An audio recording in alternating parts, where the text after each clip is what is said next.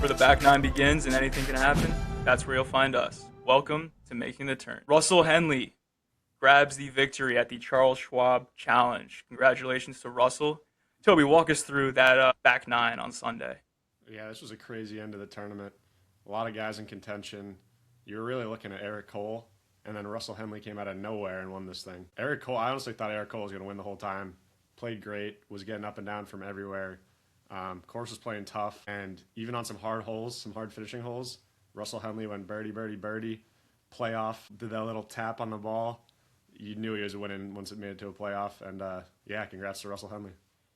Russell Henley he went eagle birdie to start the day and just immediately vault himself into contention, but then follow that up with 4 bogeys in the next 7 holes, just completely ejected himself from the tournament. I think the books even took down his live line at some point on the back nine because he was just so far out of it. But then the Russ Bus goes scorched earth, saves par on 15. This is actually a key putt they didn't show on the broadcast, or they showed it but didn't talk about it. Key putt on 15, 5-foot slider, makes it, saves par. He's still 3 strokes back. Scorched earth, birdie, birdie, birdie, 15-footer, 15-footer, 15-footer. Gets himself into a playoff with Eric Cole. Eric Cole shoots even on the back nine. They go into the playoff, and you know what's going to happen from there. It's Russell Henley, the Terminator. To Eric Cole, he looks like the Terminator at this point. I mean, this guy's just got that dog in him, making everything he looks at. You know he had it in him. It just took a while, and you got to feel for Eric Cole a little. I was rooting for him. He's got a good story. And he really didn't lose this tournament. Really, Russell Henley just came in and just outdogged him. And we saw a little emotion from Russell there, the visceral roar on 18 green in regulation, and then kind of more of a classy fist pump in the playoff because the playoff was light work for Russell. But yeah, love to see his family there too, celebrating with the kids. Yeah, honestly, Charles Schwab, great tourney. Hope they keep doing this. Yeah, great course. Tour should keep going back there every year. That brings us to 6 wins for Russell in his career. He is now the world number 5, which a lot of people would not know that if you asked them. But Russell is probably one of the most consistent golfers on this tour. He has 6 top 20s this year, and that was his first win, obviously. And he was also 3rd at the Masters, which you may or may not have seen him briefly on the broadcast for 20 to 30 minutes. But in other news, I don't know if you saw this, Toby, but Joaquin Niemann grabs his 9th win on LIV this past weekend. I did not watch any of it, but how do you feel about Niemann and some of the other big names, Rahm, Hatton, Bryson? Now that we know that LIV is folding, how do you feel about those guys getting back on tour? Yeah, first off, 9 wins on LIV Tour is just crazy. There's just not enough competition. I mean, these guys are good, but winning 9 times is crazy. You really think it's going to be Niemann, Rahm, or DeChambeau every week. As far as it's concerned about them coming back to the tour, I think they just the tour's got to say, look, we want the top 5 guys or whatever, pay a fine, pay whatever, kind of do what Brooksy's doing, get them back as soon as possible. And then the rest of the guys, they got to figure it out, unfortunately. Yeah, I also want to mention that I know a lot of golf fans in general might hold some ill will towards those LIV guys, but especially in Niemann's case, I think he's up to $75 million in career LIV earnings in a 3 or 4 year time period. Yeah, which is just such an exorbitant amount of money for so little work. And he would have made nowhere near that on the PGA Tour. So basically what I'm getting at is he made a financial decision. It paid off for him. I have no ill will towards him. I would love to see him compete against some real golfers on the PGA Tour. But I think the PGA Tour that is, will force those guys to serve some sort of punishment and not also harm any of the current PGA Tour members. Toby, I don't know if you saw this the other day. Bryson's looking for new investment for the 2027 LIV season. And Rahm was asked about this in media the other day at the past LIV event. And he was basically saying, I have no interest in finding a new investor. For LIV 2027, I'm focused on myself right now. Obviously, Rahm had that great performance at the PGA Championship. I'm sure Rahm's mind is on Shinnecock right now. But it's kind of funny to me how Bryson's so invested in trying to find a new investor while his game has been slacking all year. Versus Rom, his game's been pretty solid, can't complain, and Rom's not worried about 2027 live season whatsoever. Yeah, another piece of news in the golf world: Brad Dahlke gets a sponsors exception to the. Is it the Rocket Mortgage or? I think it used to be called the Rocket Mortgage, but it's now the Classic, Rocket Classic. Yeah, Same thing. honestly, I think that's a great move from the PGA Tour. Um, we know Good and every YouTuber who's doing well has a crazy pull within the golf community, especially young kids. I think I think this is definitely a good move on the PGA Tour, and I'm really excited to see how Dahlke plays. Obviously, he's played in the Masters before. He's a great player. Um, I honestly think he'll do well too. I think he'll make a cut, and that would be great to watch. Yeah, absolutely. Would love to see Dahlke make that cut at the Rocket Classic. All right, now we're going to make the turn to Memorial at Muirfield Village Golf Club. Par 72, 7,600 yards. There is a cut this week. The top 50 players and anyone within 10 shots of the leader after Friday. I believe there are 72 players in this field. Toby, you want to introduce this course a little bit? Yeah, this is a great track. It's in Ohio. I've actually been fortunate enough to get on the course, not play it, but just like be on the grounds. It's Jack's home. Obviously, Jack Nicklaus has done so much for the game, and he built a great test of golf. Yeah, 70 tipping out at almost 7,600, par 72. Rough is growing up. Fairways are going to be important. Driving accuracy, very important. And then around the green is going to be important. These greens are pretty tricky, and yeah, approach, especially like approach over 200 yards. And it's kind of a nice thing to see that driving distance isn't as important at this place. So I think this is going to be a great test of golf, and I'm excited to see who will win this. I think also it's worth mentioning that it could also be renamed to the Scheffler Open, as Scotty has won this event the past 2 seasons. And I think it was pretty handily both times. I think he won by 6 strokes last year. He was at 10 under. I think we'll see a similar winning score this week. I think on Friday it's gonna be way windier in the afternoon, which will lead to the guys that have morning tee times on Friday, meaning they played in the afternoon on Thursday, a little bit of an advantage there. So you might want to look at some of those guys when you're looking to make some picks. But let's see who's playing this week. Of course, Scotty Scheffler, world number one, coming off a third place at the Byron Nelson as Wyndham Clark took down that one. Plus 300 for Scotty. Can he go back to back to back 3 years in a row at Memorial? Not sure who the last player to win a single tournament back to back to back was, but would not be surprised if come Sunday Scheffler is another player to do that. Moving on to Rory McIlroy. It's a rare appearance for Rory these days. He certainly picks and chooses the events he wants to play. He has really bad course history at Muirfield. I think he's never finished top three. Obviously, never won. He has a hard time getting around this course. Plus 1,200. We're not even sure if he cares if it's not a major anymore. He might be just focused on Shinnecock coming in 2 weeks. But we'll see how Rory shows up this week. Any thoughts on that, Toby? Honestly, I will say, like you look at Rory's career, his resume, he's won all four majors. He's got the Grand Slam, and then you look at like what tournaments are the next biggest tournaments after that. You've got the Ryder Cup. He's done great in that, and then you have the Players, done great in that. The next tournament that comes to mind has got to be Memorial. So I think he'll start to care a little bit more about this tournament now that he's got the Masters under his belt. And yeah, I don't think he's going to win this week, but I think on his mind, this tournament just got a little more important to him. Especially, I mean, Jack Nicklaus is getting old. It'd be great, like you see at the end of the tournament, you get the handshake from Jack. Like that's every player wants that, and I think Rory cares a little more about this tournament now. Ludwig Oberg. As many of you may have heard, last week I made a bold statement claiming that Ludwig Oberg should win at Colonial very easily. And what do we see here? He gets tied for 17th. Oberg, I don't know what to think, man. I think Um, I mean, his dad is always great, so there's that. But I think he just needs a little bit more. I don't know. Is it like I don't think he needs more experience because he's been in contention so many times now. Wasn't really in contention last week, but his underlying data is just so strong compared to a lot of guys on tour right now that he's always going to be one of the favorites when he tees it up, as you can see with his number here at Muirfield this week. Course is actually a wonderful fit for him, so I am looking for him to announce himself back as a contender in these big events.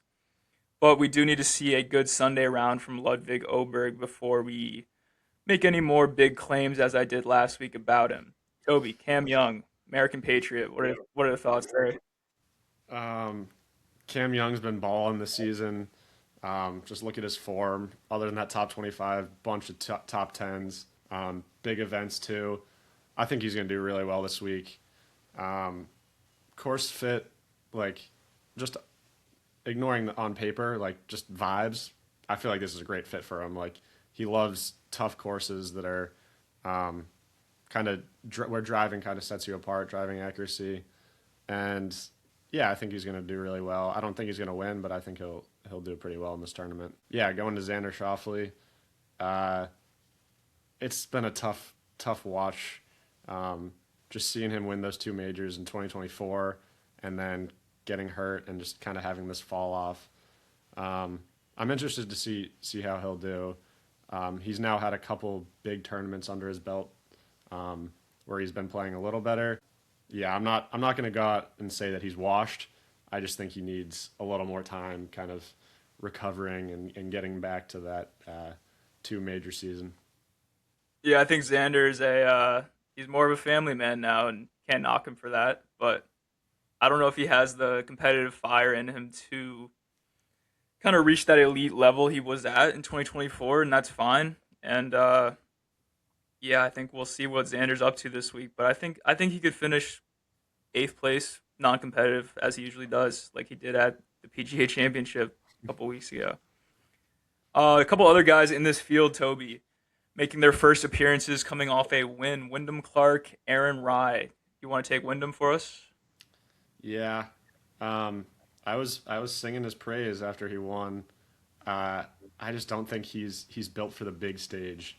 Obviously, his U.S. Open win was a different story, but just time and time again, I just don't feel like he can compete with the big dogs, and especially a signature event, very strong fields. Um, don't think this suits him. I also agree with that. I think Wyndham will miss the cut this week, and it won't be close. I think he's going to need to keep his driver in the fairway. And if he doesn't, which if he sprays it like he usually does, he will be hacking out and hitting his third shot onto the green, and he'll have to make it up and down from 180 yards to make pars. So I think that will be challenging for Wyndham Clark. Aaron Rye, on the other hand, Aaron Rye has a great profile. I think this guy's primed for a back half charge of the season. I think I was actually looking at how do I phrase this? First time major winners next appearance following their major win, past 20. I think the average place was like 15th. Wow. I don't think it's a bad thing that he just won a major. I think he's primed, ready to go. I think his driver accuracy off the tee, as you can see over here on the far right, he's one of the most accurate players on tour. I think that's going to play perfectly at Muirfield. Give me Aaron Rye for a top 10 finish. I think he'll be right there come Sunday. Got through all of these tournament favorites, but we haven't talked about Jordan Spieth, the Golden Boy. Jordan Spieth, great course history at Muirfield, has been hitting it pretty well this season, but I'm going to go out on a limb here and say Spieth misses the cut badly here. I think he's going to miss a lot of fairways on Thursday. Toby's not happy about this one, but I think he's going to miss a lot of these fairways, and he's going to be deep in that 4 to 5 inch rough. And when you get in that rough at Muirfield Village, you are going to be hacking it out, trying to get it back to the fairway, trying to save par, and you won't be. I think if Spieth gets to like 4 or 5 over early on this week, he's going to hit eject, and he's going to miss the cut badly, and all of his fans will be left wondering what happened. You're killing me, bro. Jordan Spieth, miscut. You heard it here first. One of the people that doesn't get talked about a lot, Shane Lowry. I think there's a good reason that he doesn't get talked about. So overrated. Just watching his event in Florida, that choke. Ever since then, he's been such a bad golfer. I think he misses the cut by a million. Yeah, just this guy shouldn't get the credit he deserves. He sunk the winning putt in the Ryder Cup. Just no, shrink this guy. So what is it going to take to make the cut this week? I think if this course plays as hard as it usually does, and the wind starts blowing, and the rough is as thick as we are expecting it to be, the way you make the cut at this tournament is you treat par as your birdie. Like, you want to just make pars, shoot even for Thursday and Friday. This course kind of becomes a battle of attrition. And when you think back to courses like Oakmont and any other hard, I mean, even this year at the PGA Championship, guys that play well when par is a good score. I'm thinking the likes of Bobby Mack, Justin Rose, JJ Spawn, Adam Scott, Sam Burns. Those guys know how to make pars when they need to. And I think that's going to be one of the keys to success this week. Birdie the par fives, par the par fours. All right, what are we thinking is going to be important at Muirfield Village? Here is the blueprint. Toby, give us a couple of matchups you're targeting this week when you look at Muirfield. I'm going to start off with Russell Henley over Patrick Cantlay. I love this. I love everything about this. Russell Henley coming off the win, playing great. Another tough course that kind of suits him. He's just a dog. And Patrick Cantlay, like, I mean, he's won here, but I'm just tired of the slow play. Like, this, even if this doesn't work out, I just have to choose this. Russell Henley over Patrick Cantlay every day of the week. Yeah, going back to Aaron Rai over Gary Woodland. I just don't think Gary Woodland's game, like, you saw that course fit, like, driving distance wasn't as important. Accuracy is a huge thing. That just screams Aaron Rai over Gary Woodland. Of course, I love Gary Woodland, but I just think Aaron Rai is gonna beat him this week. I am looking at Benny Booms. I think we talked about this last week, and it didn't really pan. Actually, Benny Booms made a great push on Sunday. Finished solo third, I believe. I think Benny Booms is back. I think obviously Siwoo's having a wonderful season on tour this year. But when I saw that plus 124 number next to Benny Booms in a matchup with Siwoo Kim, I was like, that's way off. I think they're not that far apart, especially if Ben Griffin has found his groove this season. He's been putting it well. His driver is back to being as accurate as it can be off the tee. And I think, yeah, Benny Booms is going to get this done over Siwoo Kim this week. And then moving on, we have Justin Thomas at plus 105 over Tommy Fleetwood. We haven't really seen much from Tommy Fleetwood this season, which is a little bit confusing because the end of 2025 was pretty wonderful for Tommy Fleetwood. He found his fire. He finished top three a couple of times in the lead up to his win at the FedEx Cup in Atlanta. But this season, Tommy Fleetwood's just been different. I don't really know what's wrong with him. I think I don't know, maybe he's just coasting off that $10 million win in Atlanta. But I don't know. Justin Thomas has been flushing it recently. He has been gaining across all four strokes gained categories. I think he continues that this week. JT over Fleetwood. Book it. Toby, Matt Fitzpatrick top 10. Tell me why. Yeah, just looking at the three main categories we identified, driving accuracy, approach, especially 200 yards and out, and then what was the last one? Just around the greens, scrambling. Yeah, around the greens. That just screams Matt Fitzpatrick. His driver's been slotted. His chipping, even though he does it cross-handed, so dialed. And yeah, I just think that's an easy top 10 the way he's been playing this year. I'm a little sad that you picked Ben Griffin over Siwoo. I've been loving Siwoo this year. Just watch that video of him like catching the balloon. This guy is just like, he's so likable, and also just so slotted. I think Siwoo top 10 is a little less likely than Matt Fitzpatrick, which you can see in the odds.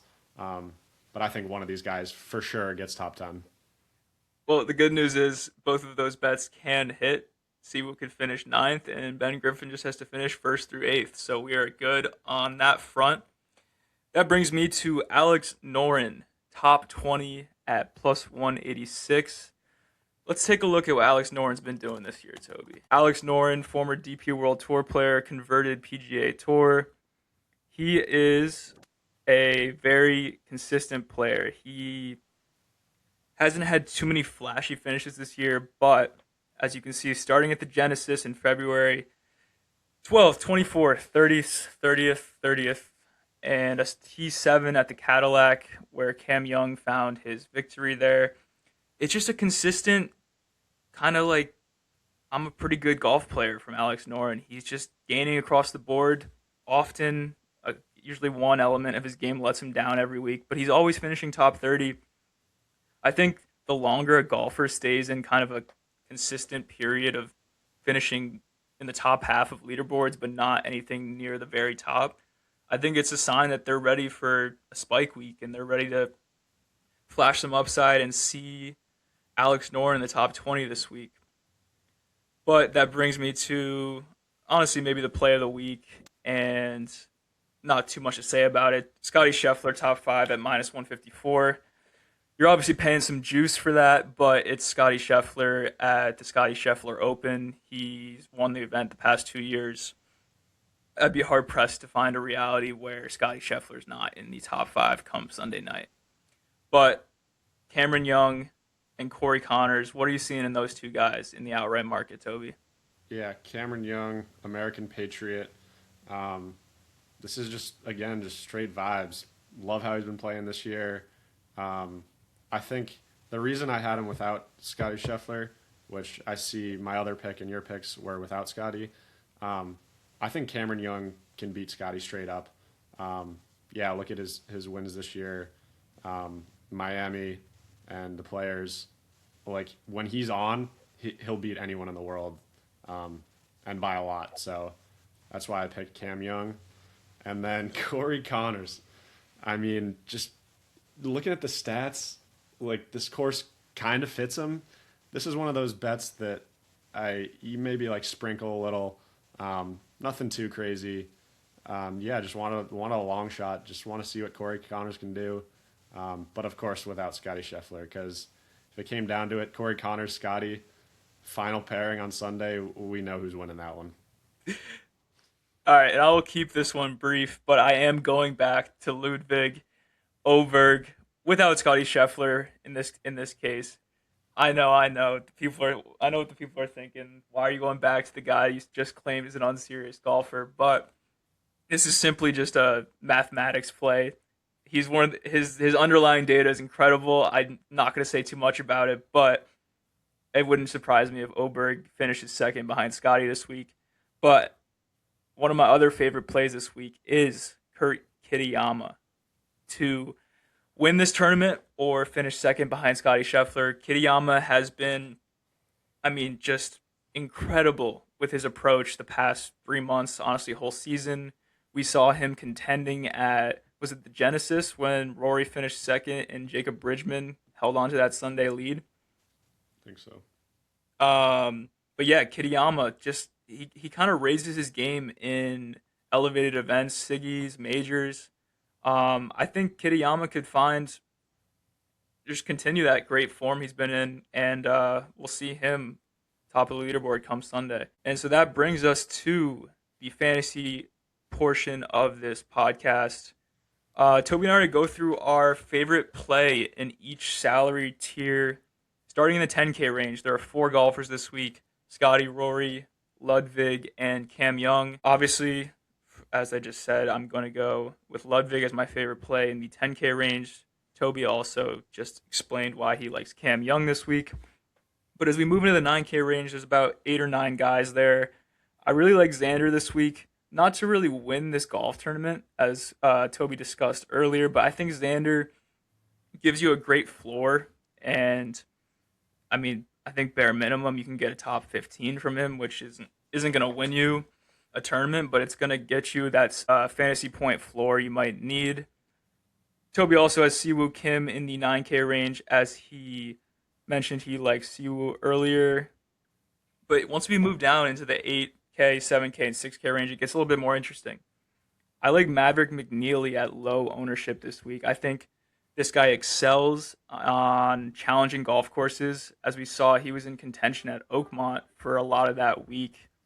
Give me Maverick McNeely to contend in a very challenging week. Toby, what do you think about Justin Thomas this week? Yeah, I think course fit's great. He's been playing well. 8,400 for JT. Good. It's a good price. Ownership is a little high, but I think you're going to get some points out of him. Yeah, definitely a good one in the 8K range. Looking in the 7K range, going with Gary Woodland. Just value wise, he was one of the top value players this week. 7,300 for 56 projected points. No brainer. And then Ryan Gerard in the 6K range. Ryan Gerard in the 6K range is straight up disrespectful. Seeing what this guy did last week, like 6,900 is just straight up disrespectful to his name. Yeah, I think that's and especially at 8% ownership, like, come on. Yeah, wondering what you have to say about Aaron Rye over there.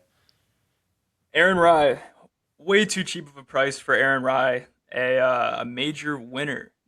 Aaron or a Rye. I mean, you have to price Aaron Rye down there as they have, but I think it, the simplest way possible, you can't have a major winner in the 7K range. I think Aaron Rye, with his accuracy off the tee and his consistent approach game, he'll get you good value for that 7,500 price point.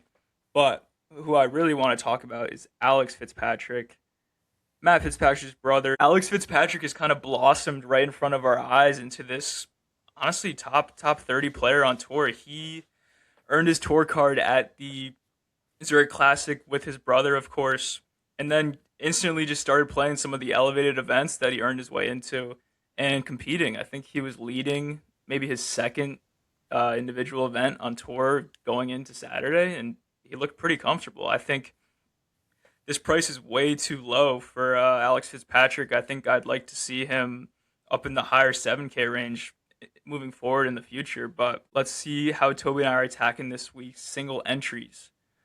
Toby, you want to start us off with your Scotty Scheffler build, it appears. Yeah, honestly, I looked at yours first, and I was surprised you didn't put Scotty in there. I think this is a great lineup for a Scotty Scheffler lineup. Like, this has been kind of like the question we've asked when making lineups throughout most of this year is, what can you get with Scotty? He's always going to come in like 13, 14,000. And so, yeah, I'm happy with this one. We've got JT, JJ Spawn, definitely some value there.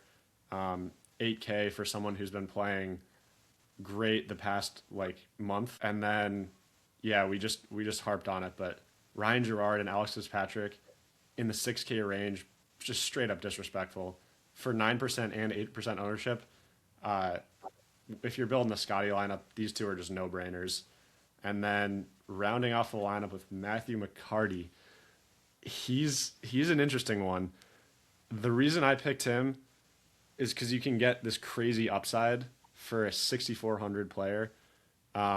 He's got I think 4 top 10s this year, and that is crazy for someone in the 6K range, especially at 6,400. So I think obviously there's a cut this week. I'm a little nervous that he could have an off week and miss the cut. But I think if he does well and makes the top 10 like he can, this lineup's awesome. Yeah, I'm curious about your Rory and Luddy play. Yeah, I guess before I get into my Rory and Ludwig build, I will answer your question about why I'm not playing Scheffler this week. I think when you're building lineups this season, especially 2026, when Scheffler's priced just so absurdly around 13,000, 14,000, as you said, it's not about Scheffler's price as much as it is about the price of the 6K and the caliber of the 6K and 7K guys every week. So when I was just kind of tinkering around with Scheffler builds this week, I would come to the issue that I would get to my 5th or 6th guy into the lineup, and they're just, I mean, first of all, no guarantee to make the cut. And second of all, I'm like looking into the future at the best possible outcome for these players. I won't name names, but you can imagine the likes of these guys. I'm looking at the best possible outcome, and it's like 27th come Sunday. So I don't know I just don't think you can build a Scheffler lineup that has the same win equity that starting with a more balanced build, even getting to Rory as I have done here, gets you. So I'm going to play Rory McIlroy at 11,500. He's going to be less owned than Scotty, cheaper, and presents a similar upside. Obviously, he's had a hard time at Muirfield Village in the past, but I think he'll actually come in under that number of 17%, and he's going to give me a good leverage on Scotty. Oberg, won't harp on it again. I think he's just got a great floor. I think he'll be fine this week. Aaron Rai, major winner at 7,500, no brainer. Gary Woodland. Gary Woodland's ownership projection has been moving around all week, but it's gone way up to 14%.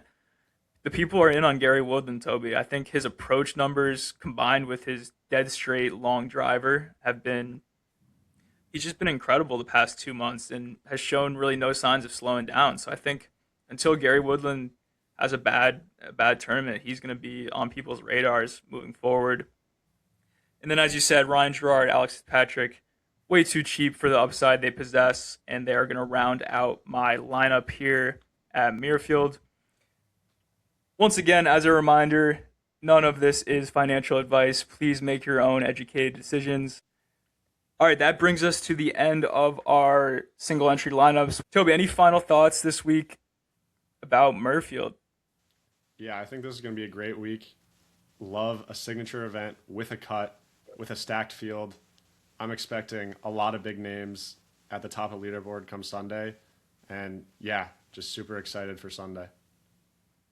Absolutely. Super excited on my end as well. Thank you all so much for watching this episode of the Making the Turn podcast. We are now on Instagram, TikTok, Spotify, Apple, and YouTube. Leave us a like, comment. And yeah, thank you all so much for watching. We will see you next week for the RBC Canadian Open. Peace.